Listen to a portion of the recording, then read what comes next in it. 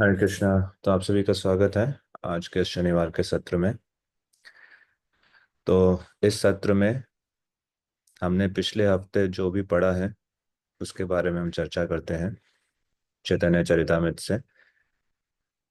तो पिछले सप्ताह हमने अध्याय 2 आदि लीला इससे हमने पढ़ा था। तो इसी के विषय में हम आज चर्चा करेंगे।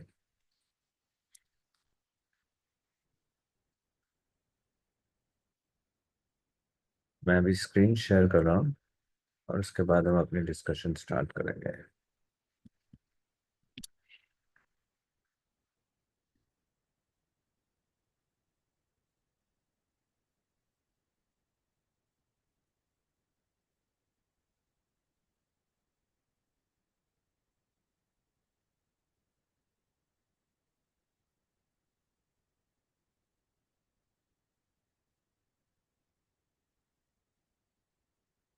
इससे पहले हम अध्याय 2 पे चर्चा करें।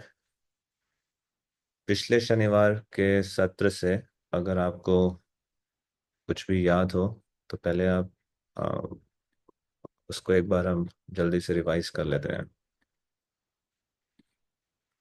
सो anything that you remember from last discussion on chapter 1? Yes Rajshekhar bro.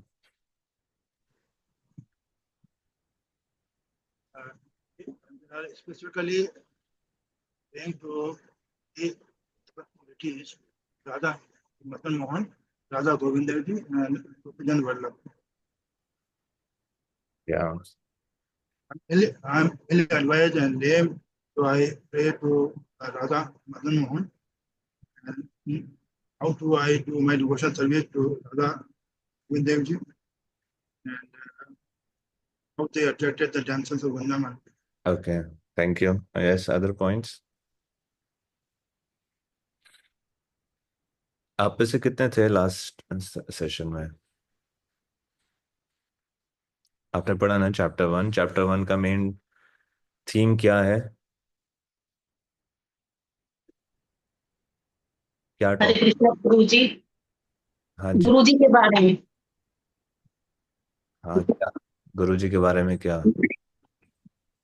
मतलब ये वाला था ना। चलो, वंदे गुरु निष्पक्ता ईशावतार कौन कान तत्प्रकाशान शक्ति श्री कृष्ण चैतन्य संघ का। तो मतलब गुरु जी के बारे में, उनके गुरुओं के बारे में, तो वो कैसे प्रकट हुआ उनका। Okay, thank you. Hare Hare Krishna Prabhu ji. और उन्होंने कृष्णदास कविराज गोस्वामी जी ने सारे अपने गुरुओं को और सारे भक्तों को, सारे अंशावतारों को उसमें प्रणाम किया है मंगलाचरण में सबसे पहले उन्होंने। ठीक है। और जी हरे कृष्णा प्रभु जी। और आपने ये भी बताया था मंगलाचरण के 3 स्टेप्स कि पहले में नमस्कार है और सेकंड वो हमें ब्लेसिंग्स देते हैं कंजुगल लव में के रूप में, और तीसरा इसका जो मेन उद्देश्य ये है कि कृष्ण परमात्मा, जो बताया था कृष्ण ही परमेश्वर है। ठीक है, नमस्कार, वस्तु निर्देश और आशीर्वाद। जी ओके, अलका माता जी।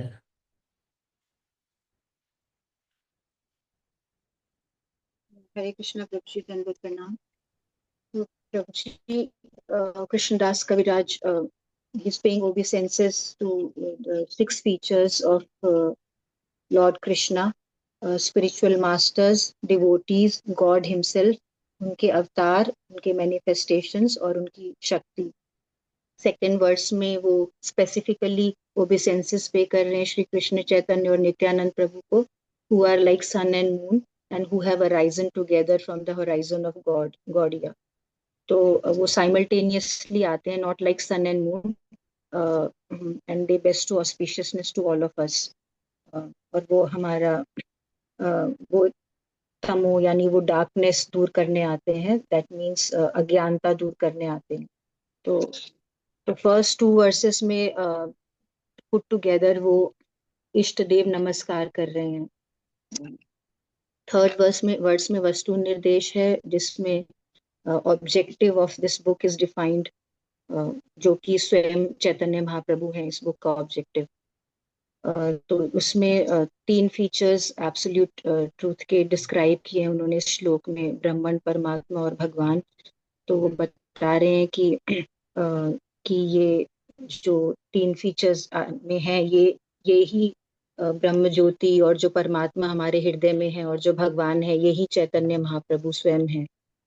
और चौथे वर्ष में रीजंस दे रहे हैं कृष्णदास कविराज, कृष्णदास गोस्वामी, ये भगवान के डिसेंट का, कि क्या, what are the reasons of his advent, fourth और फिफ्थ श्लोक में।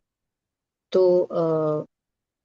फोर्थ श्लोक में एक्सटर्नल रीजंस दे रहे हैं, बाह्य कारण, और फिफ्थ और सिक्स्थ श्लोक में वो कॉन्फिडेंशियल और प्राइम रीजंस दे रहे हैं।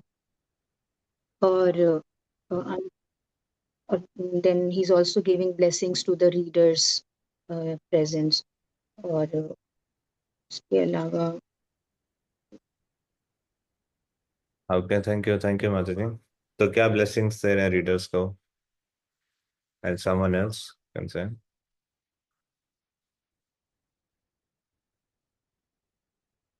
What is the blessing that Krishnadas Kaviraj Goswami is giving to all his readers?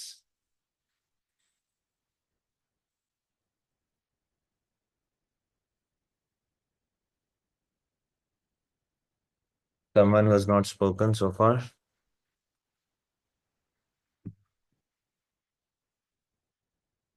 Someone? Yes, sir, you will. So he's bestowing the devotional service and the conjugal love of Radha Krishna, which has never been bestowed by any other avatars before.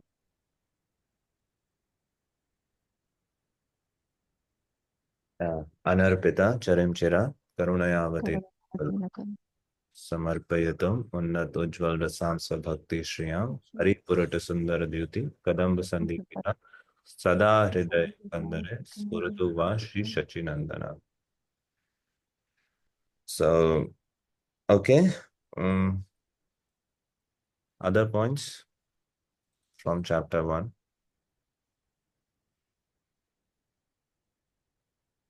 तो आप सबने बिल्कुल सही बताया कैसे जो पहला अध्याय है वो है मंगलाचरण।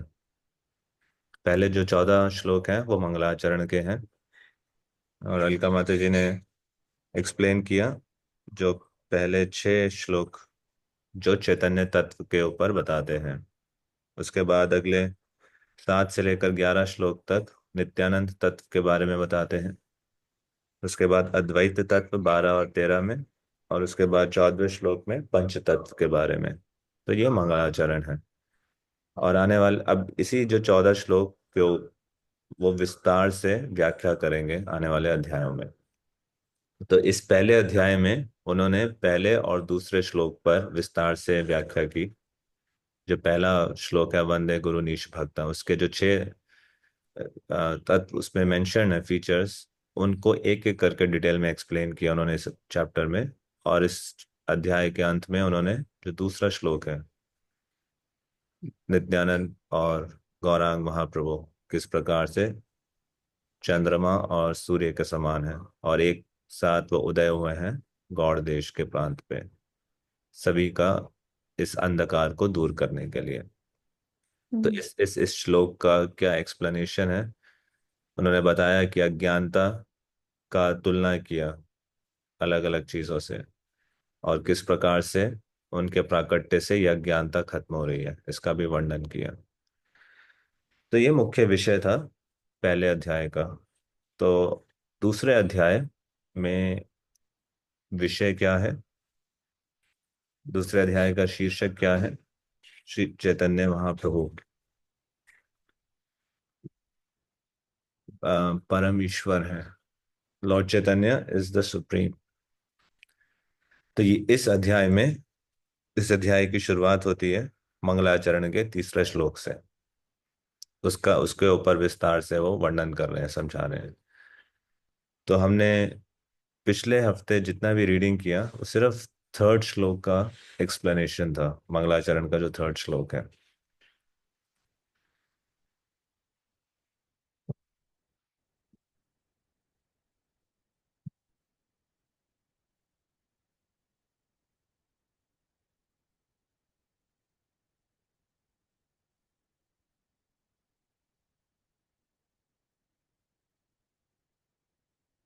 तो इसमें आज के जो सत्र है उसमें पिछले सत्र की तरह ही करेंगे, एक ओवरव्यू इस अध्याय का, किन किन मुख्य विषयों पर चर्चा हुई और कुछ चुनिंदा तात्पर्य हम लेंगे। तो सबसे पहले तो हर अध्याय की शुरुआत कृष्णदास कविराज गोस्वामी प्रणाम करके करेंगे। और हर बार आप देखना बहुत ही सुंदर उपमा देते हैं वो चैतन्य महाप्रभु के। इस अध्याय में क्या उपमा दिया उन्होंने कि ऐसे चैतन्य महाप्रभु को वो प्रणाम कर रहे हैं जिनकी कृपा से एक अज्ञ शिशु भी इस महान महासागर को पार कर सकता है। किसका महासागर? जहाँ पे अलग अलग सिद्धांत और निष्कर्ष प्रस्तुत किए जाते हैं परम सत्य के विषय में। और ये सारे जो तर्क और सिद्धांत हैं, इसकी तुलना की गई है मगरमच्छ के समान। जो अलग अलग तर्क या अलग अलग थ्योरीज जो पुट फॉरवर्ड की जाती है, वो घड़ियाल के समान है, मगरमच्छ के समान। तो कोई शिशु एक ऐसा महासागर को पार कर पाएगा? पहली बात तो उस महासागर को पार करने के लिए क्या चाहिए? स्विमिंग आनी चाहिए। स्विमिंग आने के बाद भी स्टेमिना चाहिए। ये कोई नहर नहीं है, नदी नहीं है, ये ओशियन है। ओशियन को कौन स्विम कर सकता है? कितना ही एक्सपर्ट स्विमर क्यों ना हो, अगर कोई ऑब्स्टेकल नहीं है, सिर्फ उसका जो क्वांटिटी है, उसको स्विम करने के लिए कितना स्टेमिना चाहिए। अब उसके ऊपर से उसके अंदर बहुत सारे खतरनाक जीव हैं जो उस तैराक को खाना चाहते हैं, उसको मारना चाहते हैं। और अब जो चौथा पैरामीटर है कि जो तैराक करने वाला है वो कोई दक्ष व्यक्ति नहीं है, वो बहुत ही शिशु है। एक एक बहुत ही बच्चा है जिसको ना स्विमिंग करनी आती है, ना उसके पास स्टेमिना है स्विमिंग करने का, और ना ऐसी क्षमता है कि अपने रक्षा वो खुद कर सके ऐसे खतरनाक जीवों से।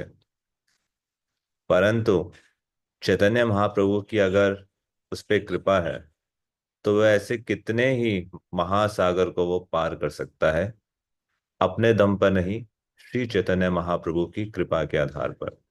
तो ऐसे वो इस अध्याय की शुरुआत करते हैं, क्योंकि आप देखेंगे इस अध्याय में वो क्या स्थापित कर रहे हैं, किस प्रकार से श्री चैतन्य महाप्रभु परम सत्य हैं। इस कंक्लूजन को इस्टेब्लिश करने के लिए बहुत सारे जो ऑलरेडी एग्जिस्टिंग कंक्लूजन्स हैं या जो ओपोजिंग पार्टीज हैं उनको शास्त्रों के आधार पर वो काटेंगे। बिल्कुल क्रिस्टल क्लियर तर्क प्रस्तुत करेंगे। तो इसका भी एक स्पेसिफिक रीजन है कि उन्होंने इसी तरीके से क्यों तुलना की, क्योंकि वो आगे इन सारी कंक्लूजन्स को स्टैब्लिश करेंगे और जो फॉल्स कंक्लूजन्स हैं उनको ब्रेक करेंगे इसी चैप्टर में। इसलिए वो चैतन्य महाप्रभु से कृपा की याचना कर रहे हैं, उनका उनको प्रणाम कर रहे हैं। अब जो दूसरा श्लोक है बहुत ही सुंदर श्लोक है।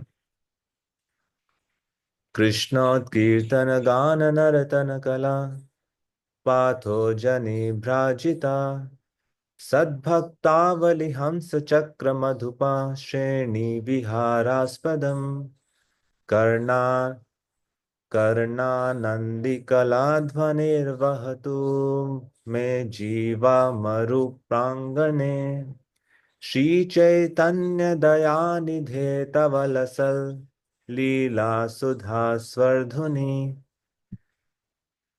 तो इस श्लोक में वो क्या बता रहे हैं?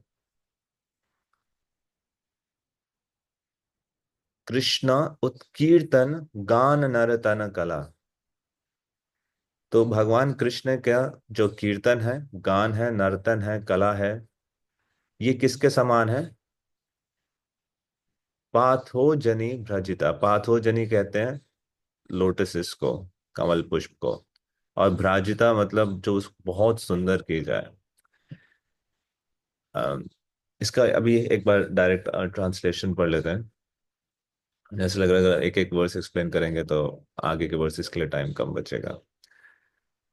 O my merciful Lord Chaitanya, may the nectarian Ganges water of your transcendental activities flow on the surface of my desert-like tongue. Beautifying these waters are the lotus flowers of singing, dancing, and loud chanting of Krishna's holy name, which are the pleasure abode of unalloyed devotees.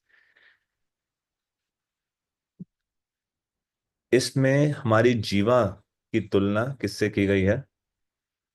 एक मरुस्थल से, एक desert से। क्यों क्यों इसकी तुलना desert से की गई है? Can someone explain why our tongue is compared to a desert?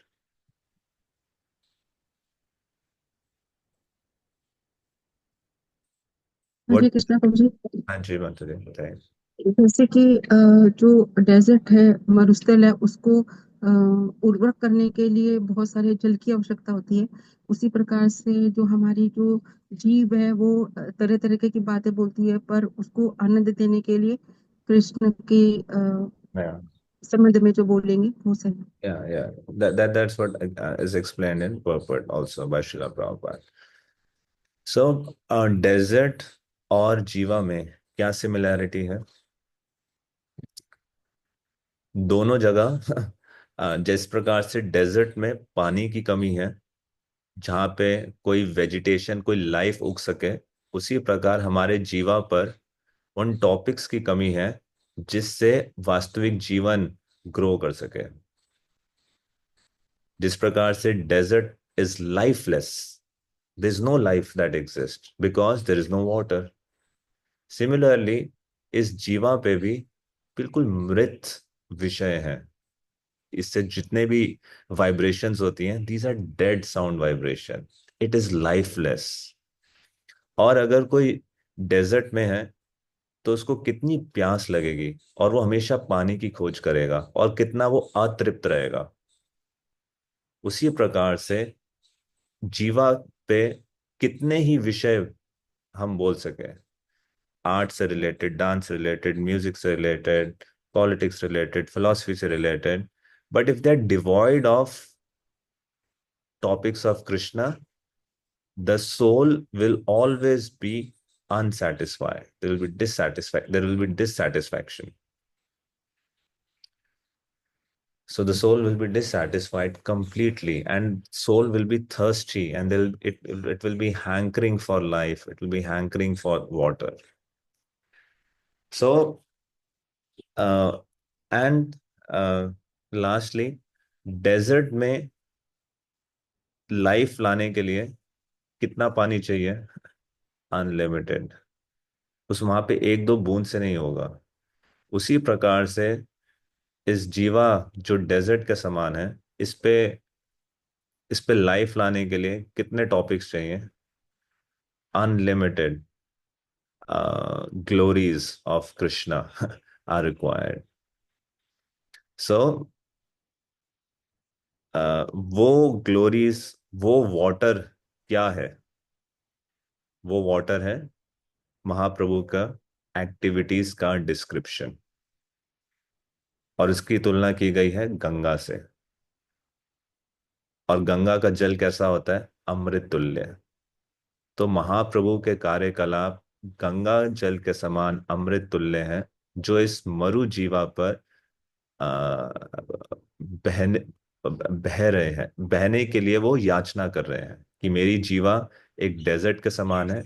आपकी एक्टिविटीज एक नेक्टेरियन गंगा का जो वाटर होता है उसके समान है। तो कृपया करके वो एक्टिविटीज की जो डिस्क्रिप्शन है मेरे मेरे टंग पे फ्लो कर सके। और आ, उस गंगा वाटर को क्या ब्यूटीफाई करता है एक रिवर को, कि वहां पे कितने लोटस फ्लावर्स उग रहे हैं। Lotuses are such beautiful flowers, the most beautiful flowers in this creation, in this material creation at least, are lotus flowers. So Krishna's holy name, the chanting of Krishna's holy name, the dancing on Krishna's holy name, the singing of Krishna's holy name are like lotus flowers.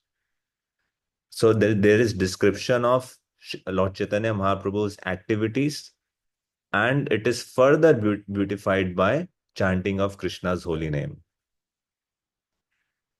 And those chanting are the unlimited source of pleasure for pure devotees. और फिर वो devotees का comparison किससे किया गया है? अब उन लोटसेस में, उन लोटसेस के साथ कौन एंगेज करता है? Swans, ducks, bees, they are attracted to the lotus. They play with the lotus. They intertwine themselves with the lotus. The bees are always humming on the lotus. Similarly, the devotees of Lord Chaitanya are always, they are compared to swans, ducks, bees. They are always relishing on the lotuses of Krishna's chanting of holy name. Chanting of Krishna's holy name. और जैसे Ganga water है या जो river है, जब वो बहती है तो उससे कितनी प्लीजिंग आवाज आती है। आपने याद है आपने लास्ट टाइम कब एक रिवर जो फ्लो कर रही है उसकी आपने आवाज सुनी हो? And recently went to a trip to Gangotri Yamunotri, so just to sit at the bank of Mother Ganga or Mother Yamuna in complete peace. There's no traffic, there's nothing else, and only the sound of the flow of river. It is such a pleasing and satisfying sound to the heart. So similarly, this flow of Lord Chaitanya Mahaprabhu's activities on the tongue, it produces a sound that satisfies, that gladdens the ears of listener, of our own self, right? So it's a very beautiful verse that आप सिर्फ इस verse से आप ये अंदाजा लगा सकते हो कि कृष्णदास कविराज गोस्वामी, उनका जो टाइटल है वो क्या है? Kaviraj. He is the king among poets. तो कितना सुंदर पोएट्री उन्होंने यहाँ पे कंपोज किया है। सिर्फ इस एक वर्ड से आप उनके हार्ट की डिवोशन और उनका पोएट्री में जो एक्सपर्टीज है, दक्षता है, दोनों को अप्रिशिएट कर सकते हो।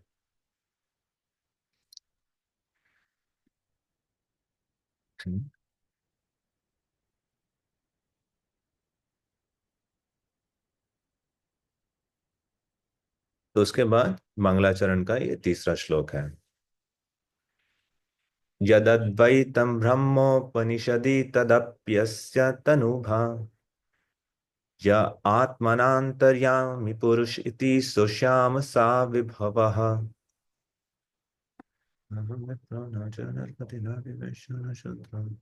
यद अद्वैतं ब्रह्मोपनिषदि तदप्यस्य तनुभा या आत्मान्तर्यामि पुरुष इति सोऽश्याम स विभवः। षडैश्वर्यः पूर्णोऽयैः भगवान् सा स्वयम् अयम् न चैतन्यात् कृष्णा जगति परतत्त्वं परम् इह।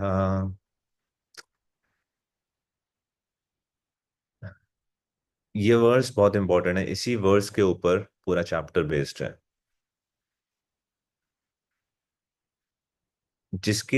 जिसका वर्णन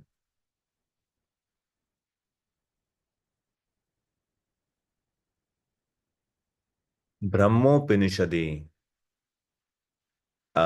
जिसका वर्णन उपनिषद कैसे करते हैं? अद्वैतम ब्रह्म। जिनका वर्णन उपनिषद अद्वैतम ब्रह्म के रूप में करते हैं। तद अपि अस्या तनु भा, तनु मतलब शरीर को और भा मतलब कहते हैं उस शरीर से निकल रही जो कांति को। तो जिसका वर्णन उपनिषद अद्वैत ब्रह्म के रूप में करते हैं वो क्या है? तद, वो। जैसे यहाँ पे आए यद मतलब जिसका, तद मतलब उनका।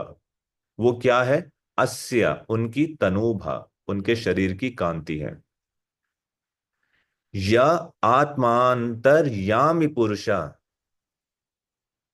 फिर दोबारा से यह है, जिसका वर्णन क्या है? आत्मा अंतर्यामी। अंतर्यामी किसको कहते हैं?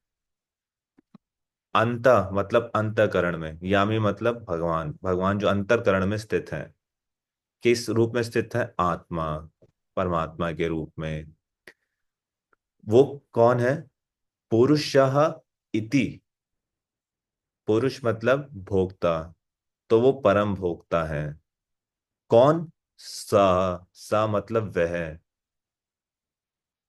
अस्य अंश विभवः, तो वह अंतरकरण में स्थित होने वाले अंतर्यामी परमात्मा है। और वो परमात्मा कौन है? अंश है। किसके अंश है? विभवः षट ऐश्वर्य पूर्ण। तो जो परमात्मा है यानी क्षीरोदक्षाय विष्णु, वो अंश है परम भगवान के। अंश, अ, अंश भी नहीं, डायरेक्ट अंश भी नहीं, उनके प्लेनरी एक्सपेंशन के अंश है। मतलब ऐसा भी नहीं है कि कृष्ण के डायरेक्ट अंश है। कृष्ण से जो नारायण निकले हैं, नारायण के अंश है। तो इसलिए अंश विभवः। फिर आगे है षड ऐश्वर्य पूर्णो, यह इह भगवान स स्वयं अयम।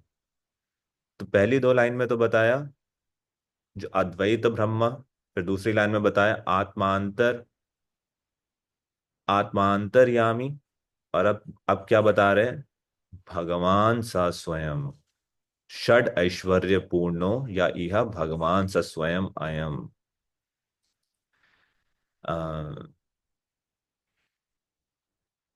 न चैतन्यात् कृष्णात् जगति परतत्वम परम इहा। तो वो कौन है? वो चैतन्य महाप्रभु कृष्णाज, ना कृष्णाज, कृष्ण के अलावा कोई नहीं है, वो स्वयं कृष्ण है। और वो कौन है? जगति परतत्वम, इस जगत के परतत्वम, परम सत्य के रूप में, परम यहां पर प्रकट हुए हैं। उनका वर्णन यहाँ पे किया गया है। तो ये श्लोक आधार है पूरे अध्याय का। इसी श्लोक का एक्सपेंशन श्रीला कृष्णदास कविराज गोस्वामी करेंगे। उसके बाद अगर आप देखें,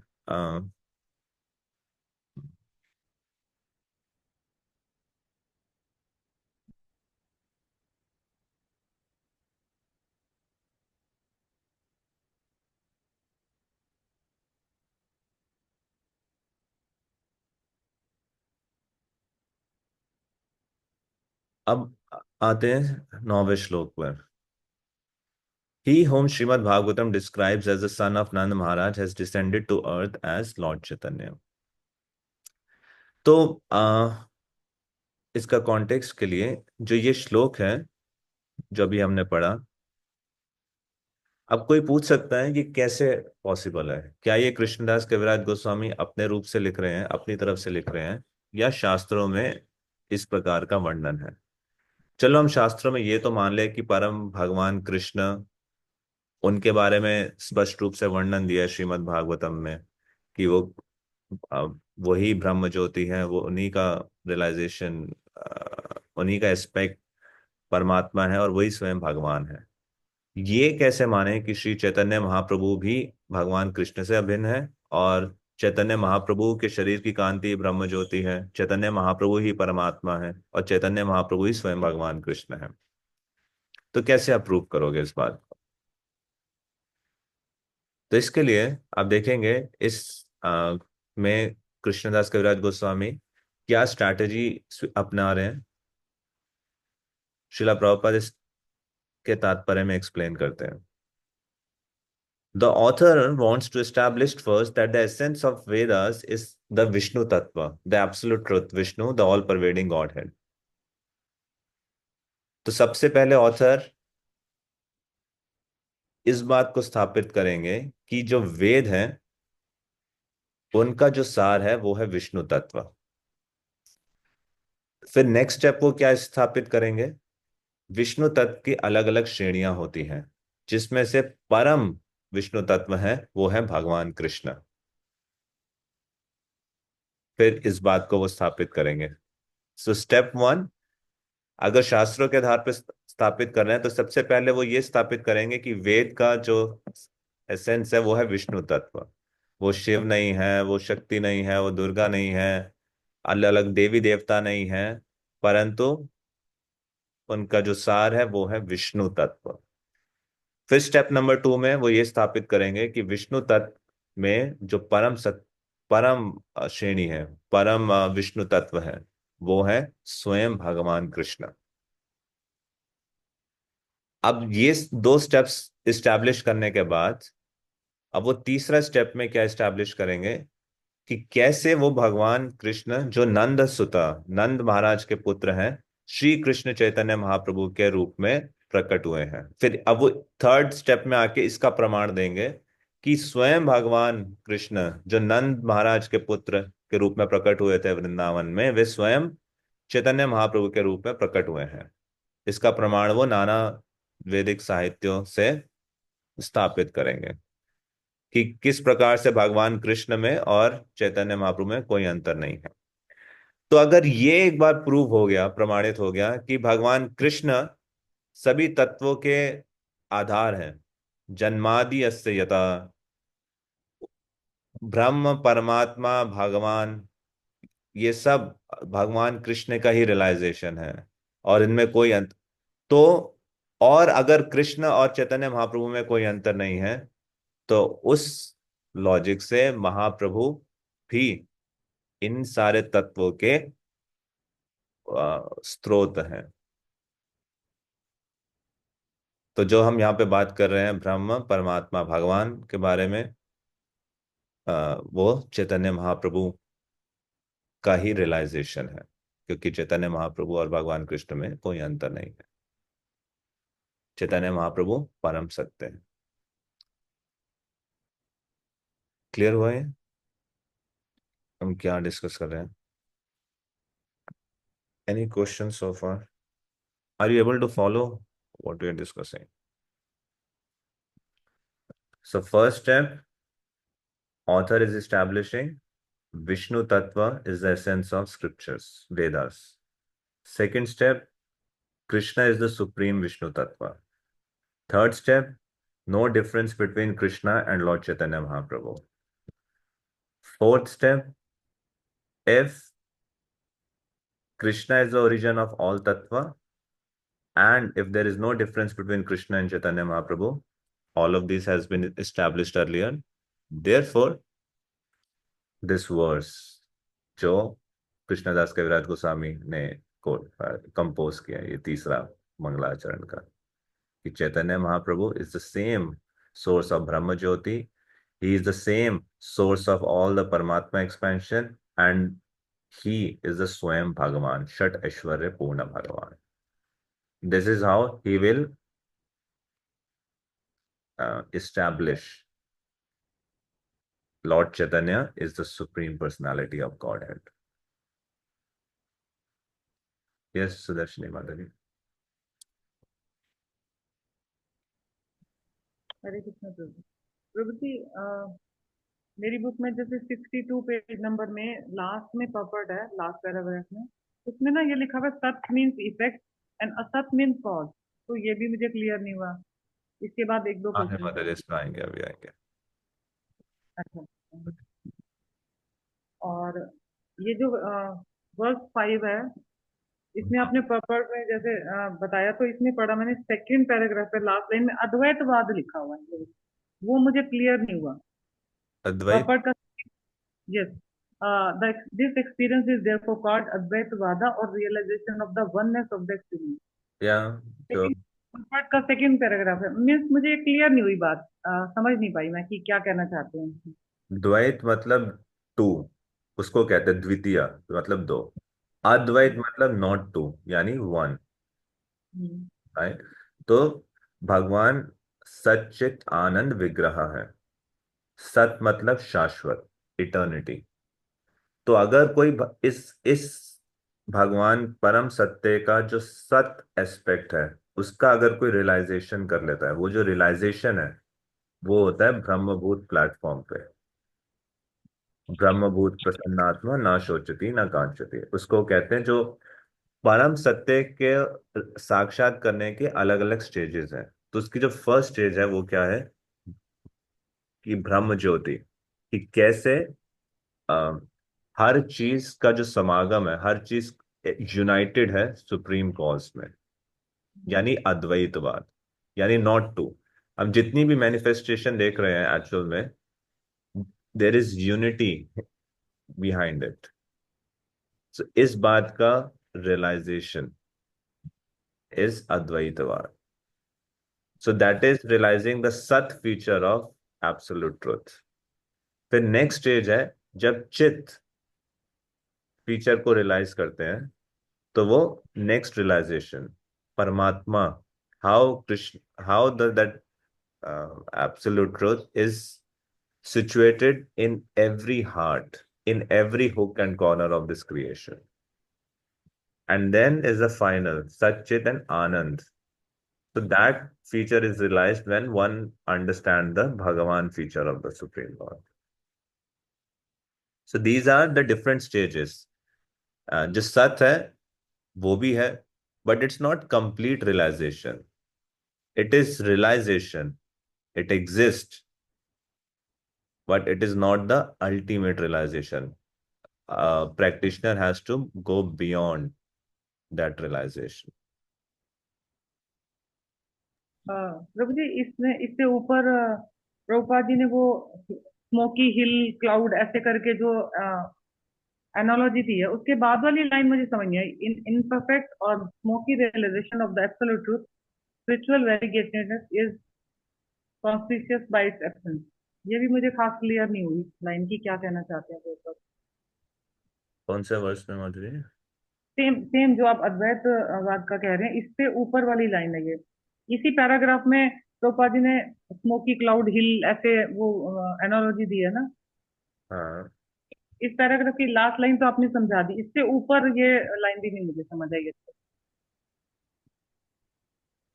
इन इनपरफेक्ट और smoky realisation of absolute truth, इस पेपर का सेकंड पैराग्राफ।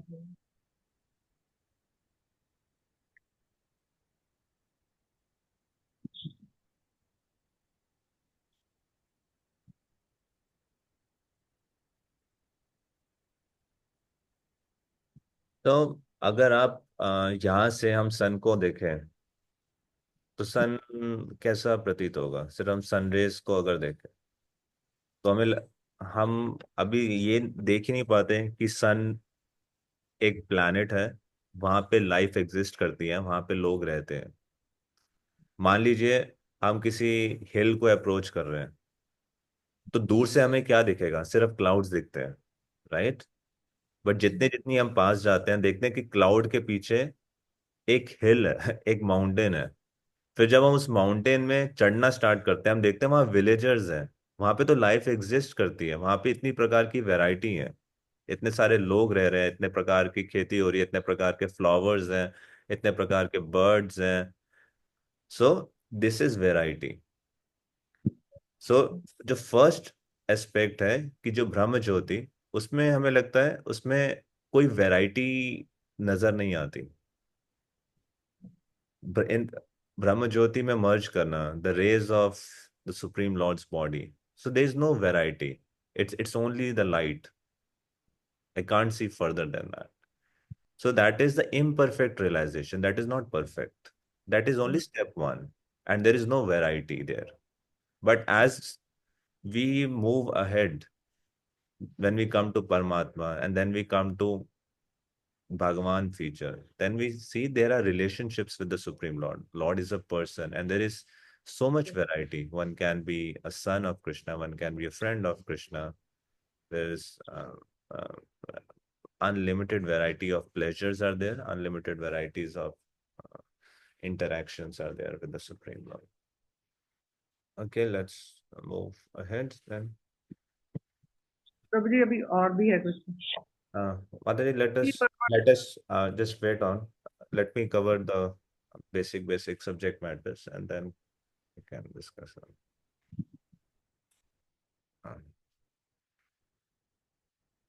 सो तो ये पूरा चैप्टर का स्ट्रैटेजी है, मतलब इस ऑब्जेक्टिव को कृष्णदास कविराज गोस्वामी इस्टेब्लिश करने का इस प्रकार से इस्टेब्लिश कर रहे हैं इस चैप्टर में। ओके, अब उसके बाद हम देखते हैं तो सबसे पहले तो उन्होंने जो ये वर्स है, वर्स 5, अब इसमें कितने सब्जेक्ट मैटर्स के बारे में डिस्कशन हुआ है। सबसे पहले डिस्कशन हुआ है जिनका उपनिषद अद्वैतम ब्रह्म ज्योति के रूप में वर्णन करते हैं, तो फिर वो इस एस्पेक्ट को डिस्क्राइब करते हैं। So verse number 12 to 17 is describing the Brahmajyoti feature of the Lord. उसके बाद नेक्स्ट लाइन में था आत्मा अंतर्यामी, फिर इसको डिस्क्राइब करते हैं वो 4 श्लोकों में 18, 19, 20, 21। और फिर है षड ऐश्वर्य पूर्ण, इसको वो डिस्क्राइब करते हैं 6 श्लोकों में 22 to 27।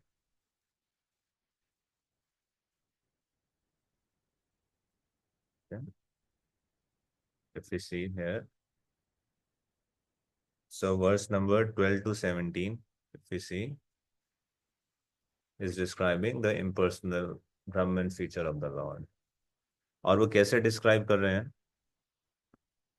दो तरीके से। एक तो वो खुद वर्सेस कंपोज कर रहे हैं उसको डिस्क्राइब करने के लिए, ऑफ कोर्स शास्त्रों के आधार पर उन कंक्लूजन्स को प्रेजेंट कर रहे हैं, और दूसरा वो डायरेक्टली कोट कर रहे हैं स्क्रिप्चर्स को। जैसे 14th श्लोक में वो ब्रह्म संहिता से कोट कर रहे हैं। जो 15th वर्स है,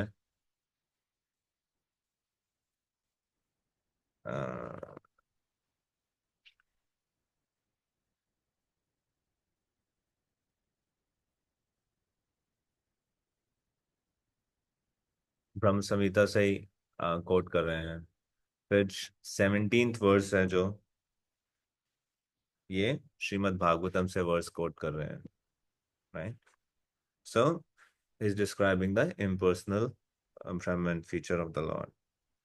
उसके बाद 18 to 21, 18, 19, 21 is describing the Paramatma feature of the Lord.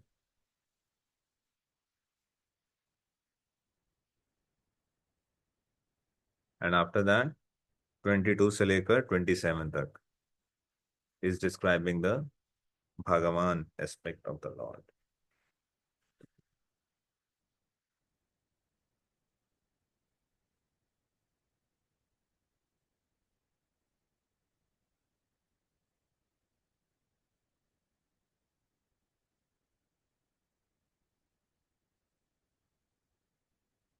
इसमें भी आप स्पेसिफिकली आप देखेंगे वर्स 22 में सहित गोविंद साक्षात चैतन्य गोसाई जीवा निस्तारिते ऐचे दयालु आर नाई। इसके परपट में श्रीला प्रभुपाद वेदों में से ये सारे प्रमाण प्रकाशित कर रहे हैं या उदित कर रहे हैं कि कैसे चैतन्य महाप्रभु में और भगवान कृष्ण में कोई अंतर नहीं है। सो इन इन सारे प्रमाण हमने पढ़े थे पिछले week. How Krishna comes as Sri Chaitanya Mahaprabhu. So he's quoting from Vedas, Upanishads, Puranas, and Bhagavad Purana.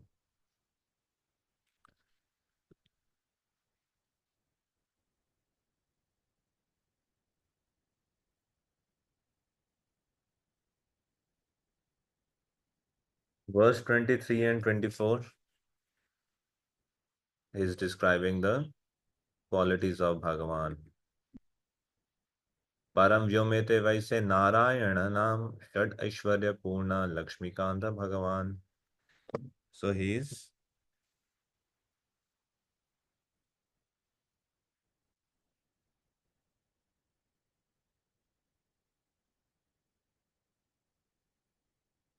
residing where? In Paravyom. He is Shad Ashwarya षड ऐश्वर्य पूर्ण and he is Lakshmikant and no one is equal to him. It's given in next verse.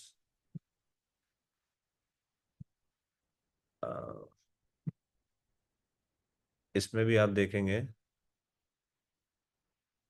Srila Prabhupada वेदों और उपनिषद से जहां पे भी भगवान के फॉर्म का डिस्क्रिप्शन है उन उन एविडेंसेस को यहाँ पे कोट कर रहे हैं। अक्सर हमें लगता है वेद और उपनिषद सिर्फ इम्पर्सनल फीचर को डिस्क्राइब कर रहे हैं, but ऐसा नहीं है। So Vedas are speaking very clearly about the personal feature of the absolute truth. उसमें से कुछ यहाँ पे श्रील प्रभुपाद कोट करते हैं इन पर्पस में।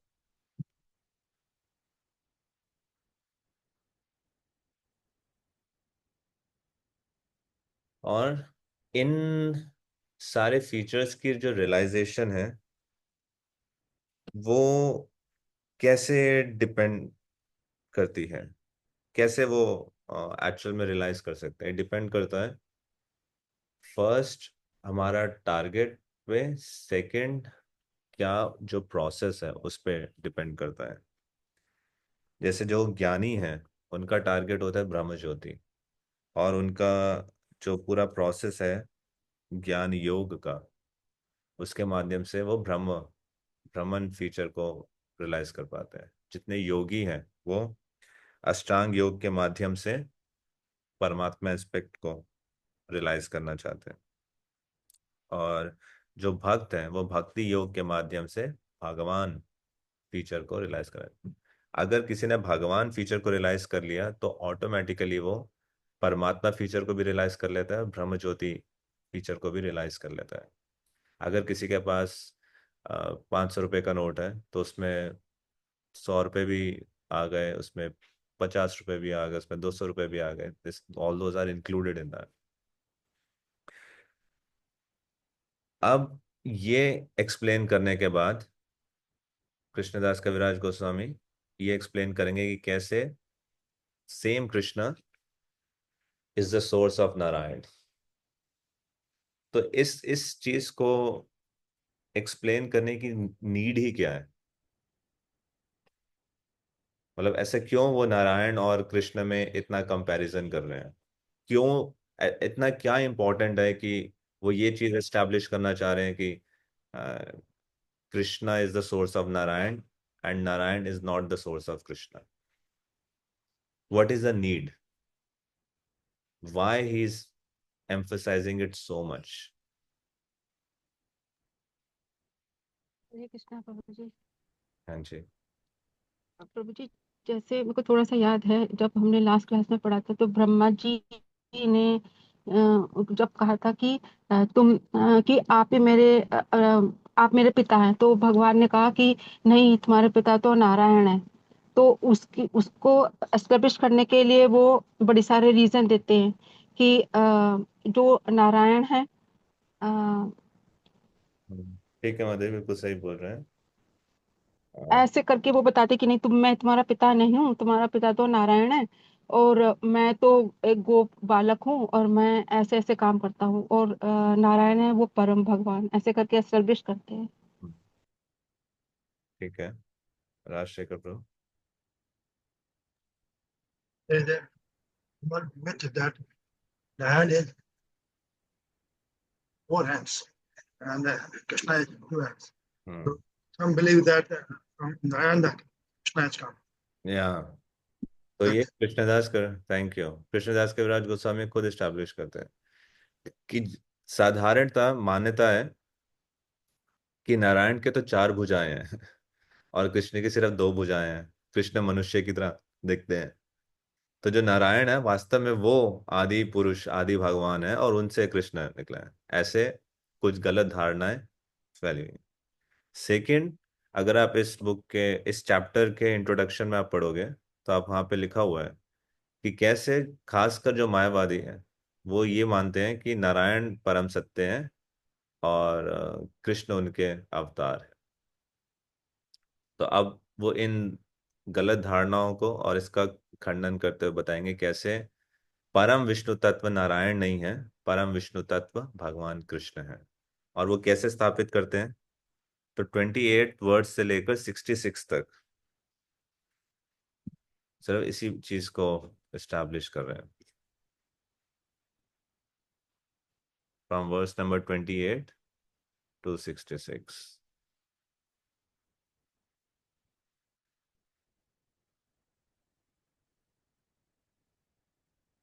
तो इसमें भी स्पेसिफिकली आप देखेंगे वर्स नंबर 30 से 35 तक वो ब्रह्मा जी का जो पास टाइम है 10th कैंटो से, कैसे भगवान कृष्ण ने ब्रह्मा जी को विमोहित कर दिया था। ब्रह्मा जी कृष्ण की परीक्षा लेना चाहते थे कि ये नन्हा सा बालक कैसे परम भगवान हो सकता है, जो दूसरों के हाथों से झूठा खा रहा है, ग्वाल बालों के साथ आ, मिट्टी में खेल रहा है, गाय चरा रहा है, ये मेरे परम भगवान ईश्वर कैसे हो सकते हैं। वो ये जब परीक्षा करने गए थे और जब खुद विमोहित हो गए, तो तब वो भगवान आ, आ, को ये प्रार्थनाएं अर्पित कर रहे हैं।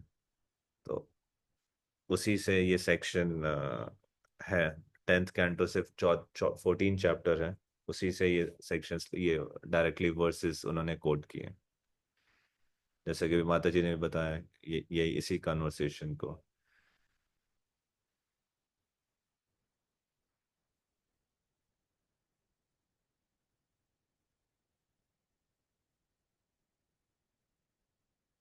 उसके बाद आप देखेंगे verse number 36 to 47, he is establishing कि कैसे कृष्ण ही आदि नारायण है, that is according to Brahma's prayers.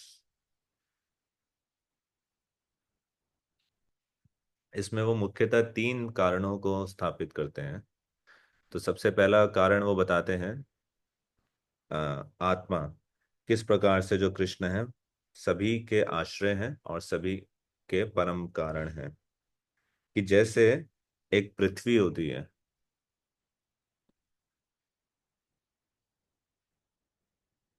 Verse 37, जिस प्रकार से एक पृथ्वी आ, जितने भी घड़े बने हैं उनका जो अल्टीमेट कारण है वो कौन है? पृथ्वी है। उसी प्रकार से जितने भी जीवात्माएं हैं उनके जो परम आश्रय और परम कारण कौन है? वो आप है। फिर दूसरा कारण देते हैं वो अधीश का, यानी कैसे पुरुष अवतार के वो भगवान है। जितने भी पुरुष अवतार हैं, महाविष्णु, गर्भोदक्षाय विष्णु, शिरोदक्षाय विष्णु। 40th वर्स में अगर आप देखेंगे, the direct lord of the living beings are the purusha incarnation, but your opulence and power are more exalted than theirs. और फिर वो कारण देते हैं third reason, kindly hear my third reason. वो रीजन क्या है?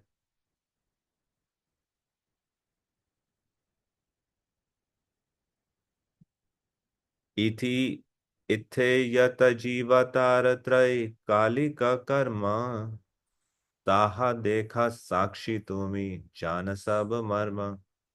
सो he is the sakshi, is अखिल लोक साक्षी, त्रय कालिका कर्म, इह यत जीवा।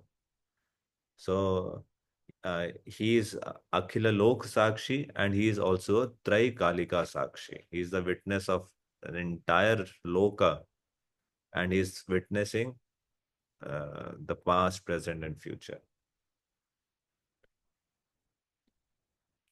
So he gives these 3 reasons to prove that Krishna is the Mool Narayan.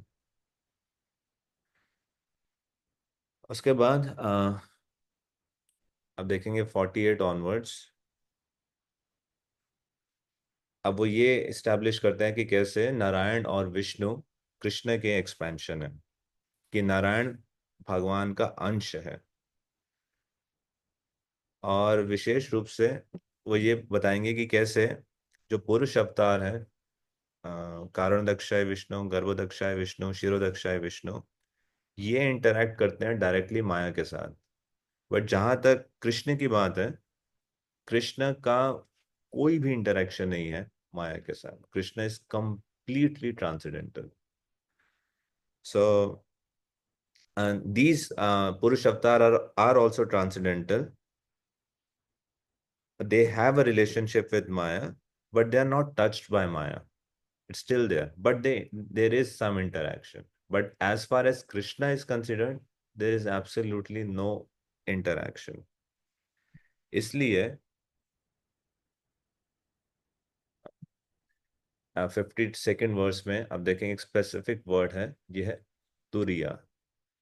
ए सभार दर्शने ते आछे माया गंधा, तुरिया कृष्णेरा नाही माया रसंबंधा।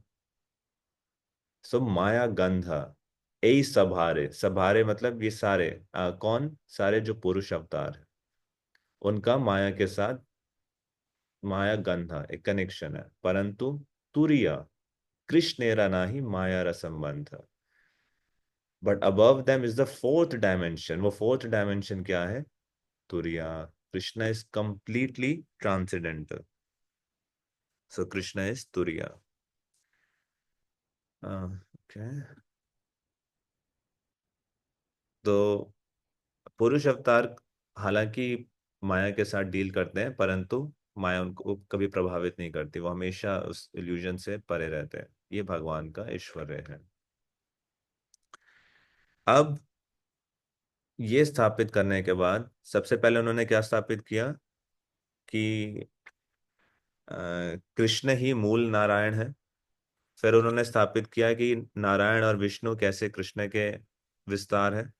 अब वो इसको कंक्लूड कर रहे हैं 59 ऑनवर्ड्स से लेकर 66 तक कि कैसे जो भगवान फीचर है वो हाईएस्ट है, और वो जो भगवान है वो वास्तव में स्वयं भगवान कृष्ण है।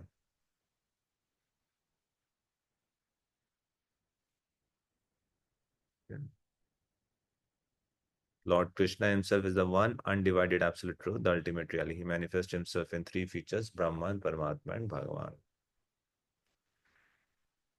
अब 67 से लेकर 90 तक कि कैसे कृष्ण परम भगवान है, इस बात को वो स्थापित करते हैं। कृष्णस्तु भगवान स्वयं।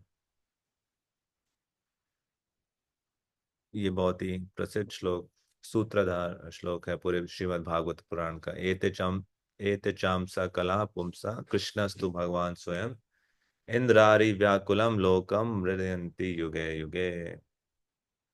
All these incarnations of Godhead are either plenary portion or parts of the plenary portion of the Purusha avatar. But Krishna is the supreme personality of Godhead himself. In every age, he protects the world through his different features when the world is disturbed by the enemies of Indra. अब ये श्लोक describe करने के बाद, ये उदित करने के बाद आप देखेंगे 68 और 69 वर्स में, this made Suta Goswami greatly apprehensive. The Bhagavatam describes the symptoms and deeds of the incarnations in general and counts Sri Krishna among them. This made Sud Goswami greatly apprehensive. Therefore, he distinguished each incarnation by its specific symptoms. All the incarnations of Godhead are plenary portion or parts of the plenary portion of the Purusha avatar, but the primeval Lord is Sri Krishna, is the supreme personality of Godhead, the fountainhead of all incarnation. तो आप ये देखेंगे, ये श्लोक देखेंगे, एते चांसा कला पुंसा। एते मतलब ये सब, कौन सब? जो इस भागवतम में इससे पहले जिस विषय पे चर्चा हो रही है, तो उसमें कृष्ण को एक अवतार के रूप में ही काउंट किया गया पिछले वाले श्लोकों में। और इस श्लोक में वो क्या बता रहे हैं? एते चांसा कला पुंसा कृष्णास्तु भगवान स्वयं। इसमें बता रहे एते चा अंशा, कि ये सब कौन है? अंश है। किसके अंश है? कलाह पुंसा। ये सारे जो अवतार हैं, या तो वो अंश हैं या वो कला है। किसके? पुंसा, पुरुष अवतार के। तो कोई कह सकता है कि कृष्ण भी उनके अंश के रूप में इस श्लोक में वर्णन दिया हुआ है। आप जो कह रहे हो कि कृष्ण परम भगवान है, ये तो आप अपने तरफ से इंटरप्रेट कर रहे हो। कोई ऐसा प्रश्न पूछ सकता है। इसको कहते हैं पूर्व पक्ष। आपने एक पक्ष रखा और इसका पूर्व पक्ष, उसका ऑपोजिंग आर्ग्यूमेंट। तो अब वो इस पूर्व पक्ष को रिस्पॉन्ड कर रहे हैं कि नहीं ऐसा नहीं है।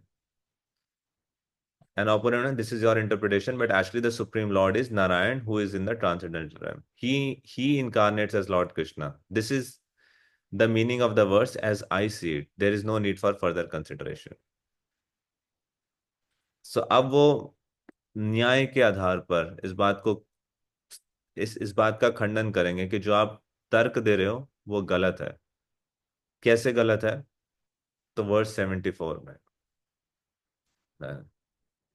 तो किसी भी वाक्य में दो चीजें होती हैं, एक होता है सब्जेक्ट, एक होता है प्रेडिकेट। सब्जेक्ट किसको कहते हैं? उसका मुख्य विषय। प्रेडिकेट मतलब उस विषय के बारे में जो डिस्क्रिप्शन है। कोई भी सेंटेंस कंप्लीट नहीं माना जाता जब तक ये दो चीजें उसमें ना हो, सब्जेक्ट या प्रेडिकेट। प्रेडिकेट को हिंदी में कहते हैं, सब्जेक्ट को तो कहते हैं अनुवादम और विधेयम। प्रेडिकेट मतलब विधेयम। उदाहरण के लिए क्या कृष्णदास कविराज गोस्वामी उदाहरण देते हैं इसमें, इसका फॉर एग्जाम्पल, ए विप्र परम पंडिता। विप्र कि ये जो विप्र है ये महान पंडित है, ये सेंटेंस है। तो इसमें सब्जेक्ट क्या होना है? विप्र। और पंडित है, जो प्रेडिकेट होता है हमेशा कोई ना कोई वर्ब होगा जरूर इसमें। वो पूरा का पूरा sentence,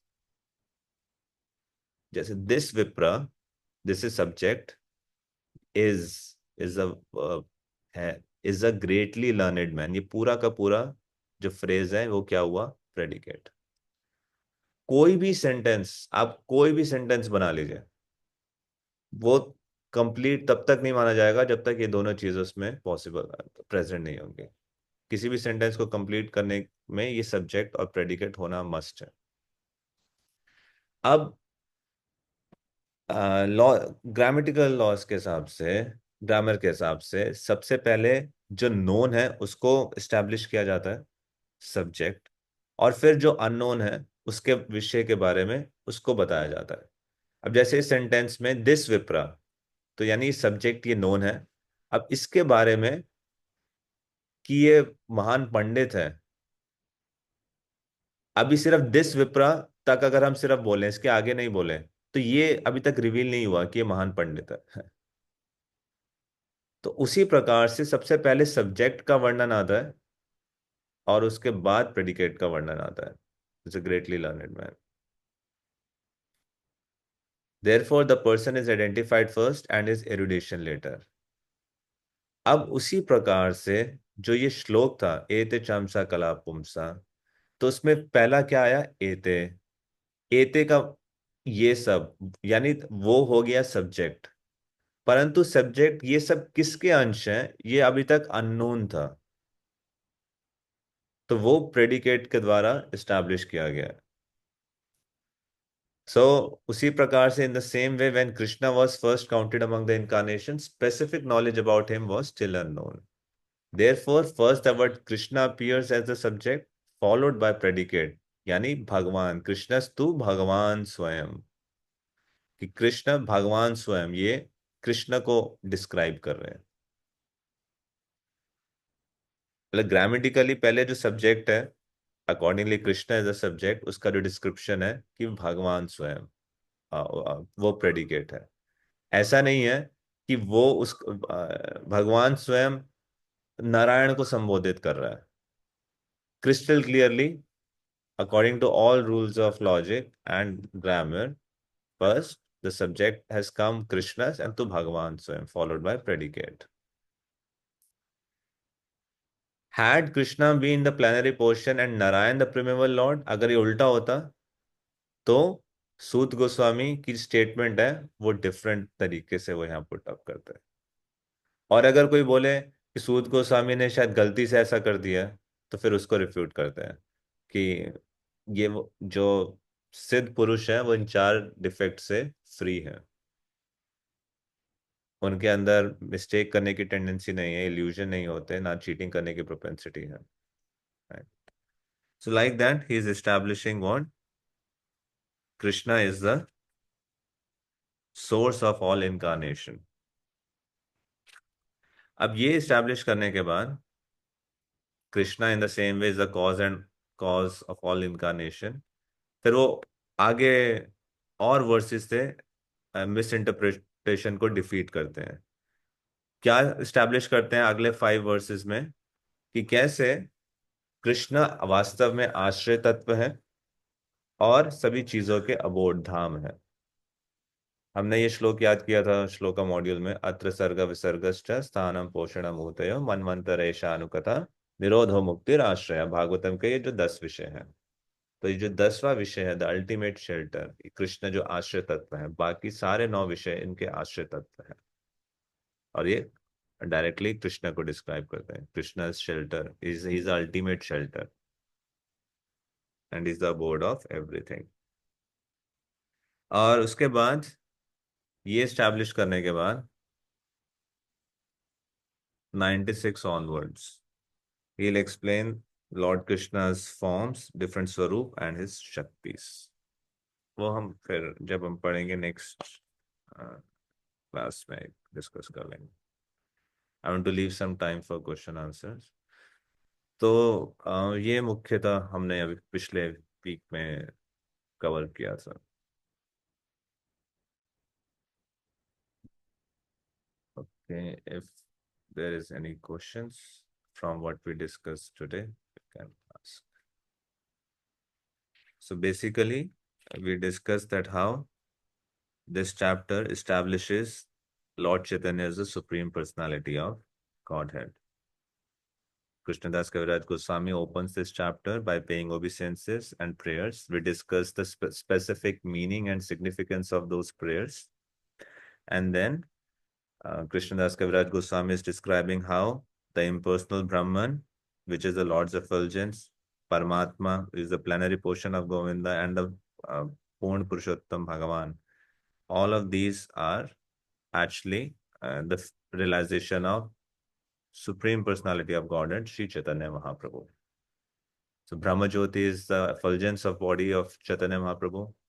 Paramatma, Chaitanya Mahaprabhu is expanding and residing in every heart as Paramatma, and Sri Chaitanya Mahaprabhu is actually the Supreme Personality of Godhead, non-different from Sri Krishna.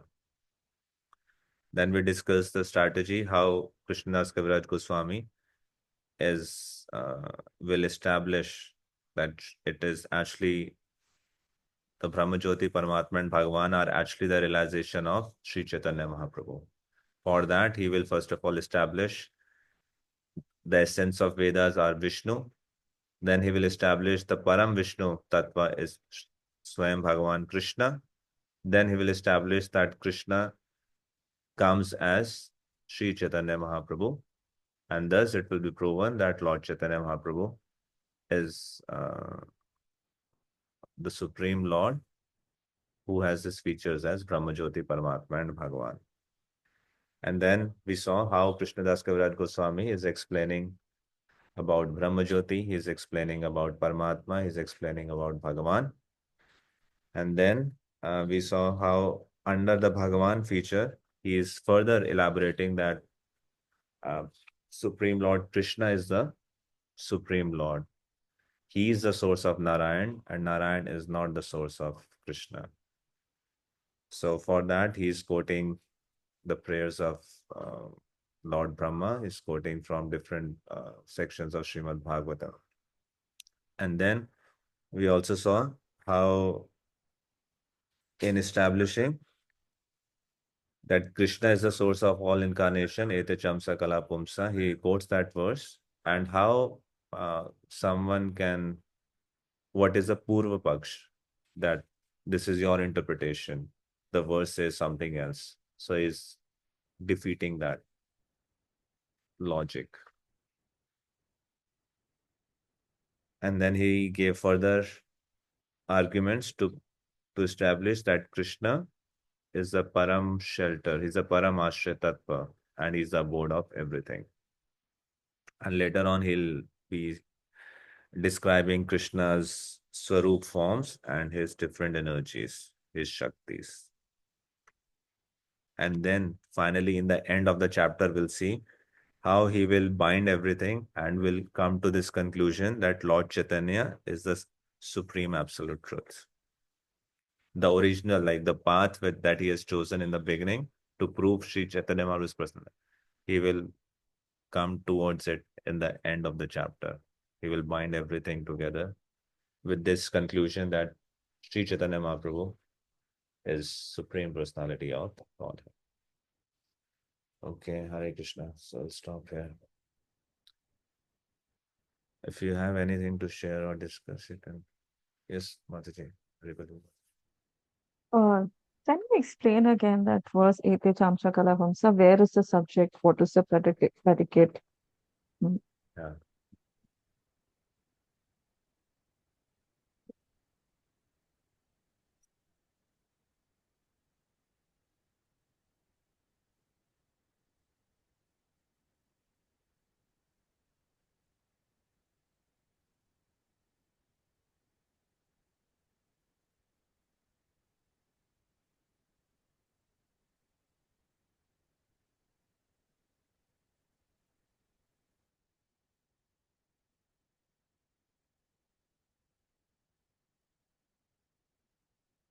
Let us actually go to this verse. We see from Srimad Bhagavatam. The title of this chapter is also Krishna is the source of all incarnation. So if you go through just the previous verses of this, see what is being described here. The different incarnations of the Lord, right? Fourth incarnation, Lord became Narayan. Fifth incarnation, he became Kapila. Sixth incarnation, he became son of the sage Atri. Then seventh incarnation was Yagya. Eighth incarnation was King Rishabh. Ninth incarnation, 11th incarnation, Kurma. 12th incarnation, Dhanvantri. 14th incarnation as Nrsimha. Then Vaman. Then Parshuram. Then he comes as Sri Vyasadeva. Then he comes as Lord Ram. And see, verse 23. In the 19th and 20th incarnation, the Lord invented himself as Lord Balaram and Lord Krishna in the family of Vrinshi. And then he comes as Buddha. So here in this verse, Krishna is described as one of the incarnations, right?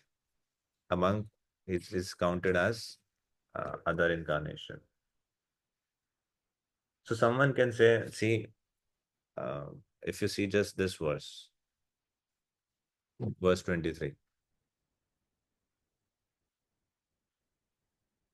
Ekono Vimshe. Ekono Vimshe means 20. Ekono means subtract 1 from 20. That is 19th. And Vimshati mein is 20th.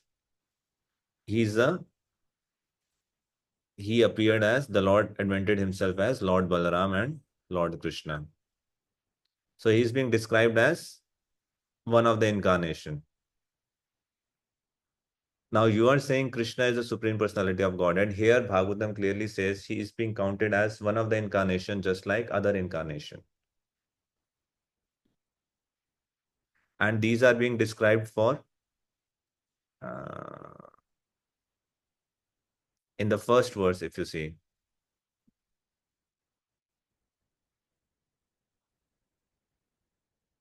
That in the beginning, the Lord first expanded himself in the universal form of Purush incarnation.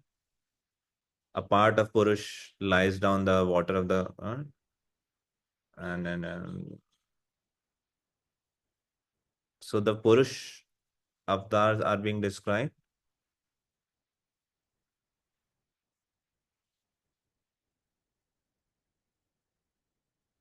And in the previously you'll see that these Purush incarnations are actually the expansions of Narayan. So here, Krishna is being explained as just one of the incarnations. So one can say, you are misinterpreting. Here it is clearly said Krishna is one of the incarnation. Narayan is the Supreme Lord.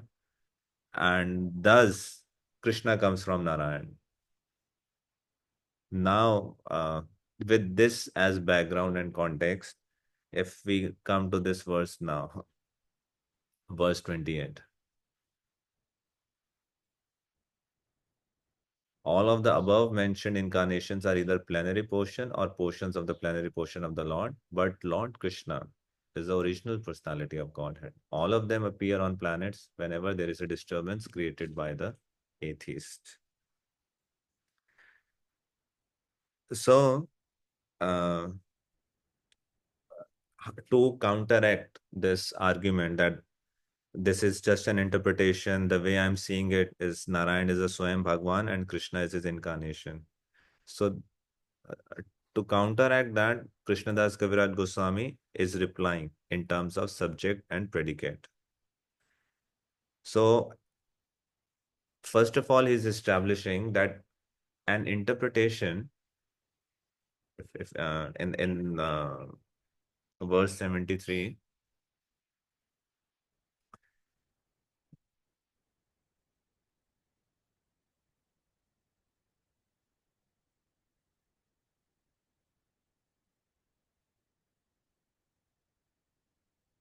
an interpretation is never accepted as evidence if it opposes the principles of scriptures. So if any of the interpretation is opposing the principles of scriptures, it is not accepted as the evidence. So now he will prove that what you are saying is opposing the principles of scriptures. So how is it opposing?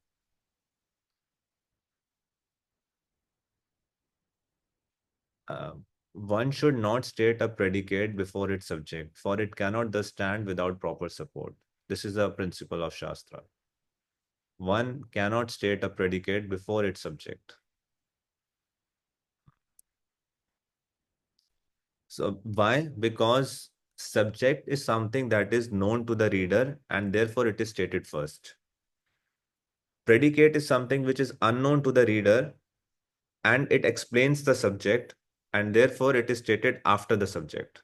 The very characteristic of predicate is it is describing the subject. So if you have not stated the subject, how can one describe the subject? And then he gives example that that we read, the Vipra is a learned man. So in that, Vipra is the subject and learned is a learned man is a predicate. So it's stated first and it's describing the subject. Now, let us analyze with this rule in the mind from the Shastra as principle. Now come to the that verse.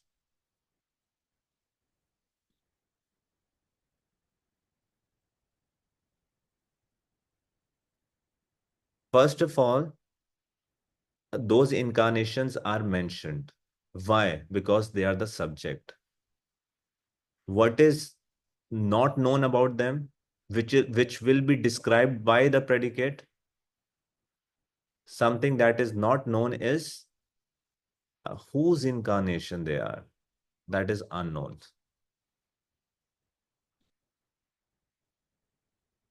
So, ete shabde avtarera age anuvad purushera ansha pache vidheya samvad. So first the word ete establishes the subject.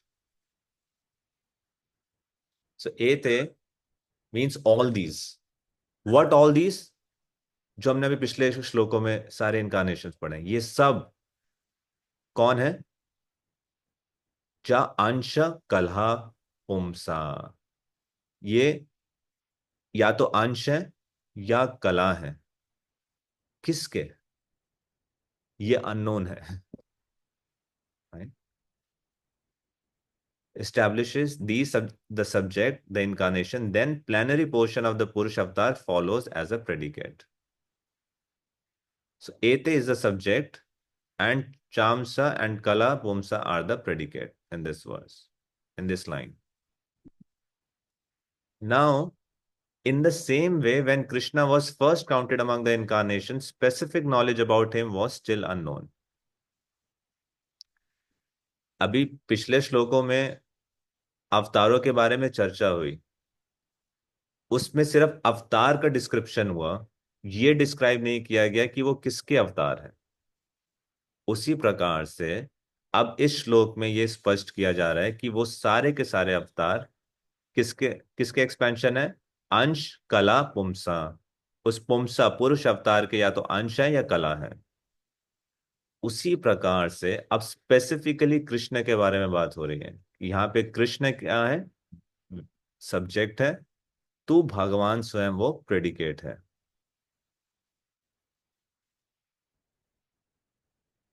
So therefore, we are describing the subject Krishna as first, and now we are describing the predicate about Krishna, that he is Bhagavan Swayam.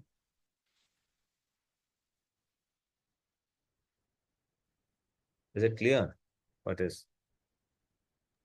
Yes, yes, it's clear now. Thank you.